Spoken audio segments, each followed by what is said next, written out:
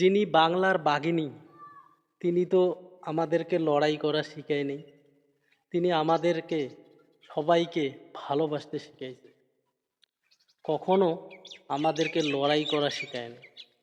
কারোর সঙ্গে জোর জবরদস্তি করা আমাকে শিখায় নাই। কাউকে অপমান করা আমাদেরকে শিখায় নেই। তার দলের মধ্যে এটা পড়ে না।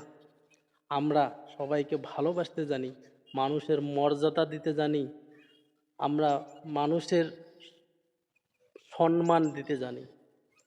আমরা সবাইকে নিয়ে বাঁচতে চাই।